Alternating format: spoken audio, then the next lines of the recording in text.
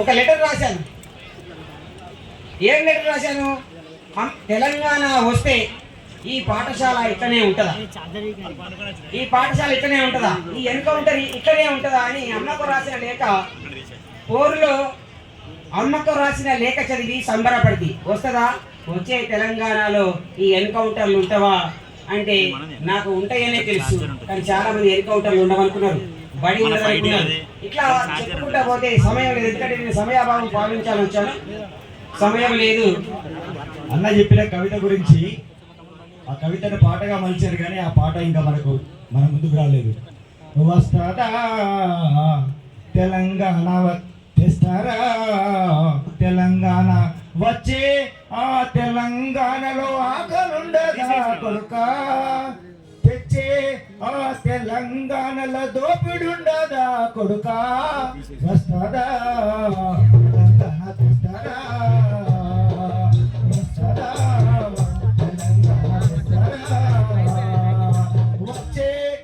తెలంగాణలో ఆకలుండదా కొడుకా, తెలంగాణలో దోపిడుండదా కొడుకా. ఇట్లా ఆనాడే తెలంగాణ, ప్రత్యేక తెలంగాణ ఏర్పడాలనే పోరాటం జరుగుతున్న నాడు ప్రత్యేక తెలంగాణ కోసం ఈ ఊర్లో సభ పెడితే ఆ తెలంగాణ ధూమ్ధాములో రవణ తన కవితను వినిపించాడు. ఆ కవితలో ఈ వచ్చే తెలంగాణలో మన బడి ఉంటుందా కొడుక, వచ్చే తెలంగాణలో ఎన్కౌంటర్లు ఉండవా కొడుక అంటూ ఆయన రాసిన కవితలో మా కనకవ్వ కొడుకులది కూడా ఆ కవితలో ఆయన రాసిండు.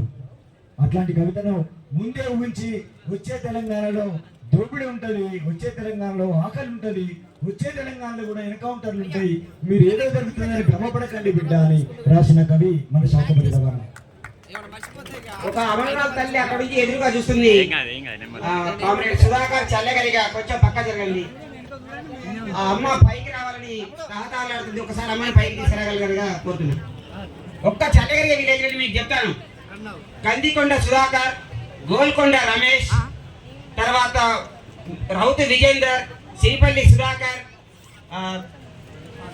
దండబైన స్వామి, ఒక్క 7 అమరులు ఉన్నారండి ఒక చల్లగలి విలేజ్ నుంచి. అంటే ఎంతమంది నిజంగా ఎన్టీ రామారావు మనకు నచ్చకపోవచ్చు, కానీ ఎన్టీ రామారావు అన్నాడు అసలైన దేశభక్తులు నక్సలైట్లే అన్నాడు. ఇది నేనన్న పదం కాదు, ఎన్టీ రామారావు అన్నాడు. మరి ఇప్పుడు వీళ్ళు దేశభక్తులు నెట్టా కాదండి. ఈ 2 అమరుల తల్లుని చల్లగలి నుంచి వచ్చారు. అంటే మా కొడుకుల గురించి, మా బిడ్డల గురించి వీళ్ళు ఏమన్నా మర్చిపోయారా, చెప్తారా? వాళ్ళతో మాలాంటి వాళ్ళు ఎవరన్నా మా గురించి ఏమన్నా చెప్తారా? అసలుకి మా కొడుకు ఉత్తసావేనా, వట్టిగా చచ్చిపోయినా ఎప్పుడు బాధపడతా ఉంటుంది. కానీ అమ్మ నీ కొడుకు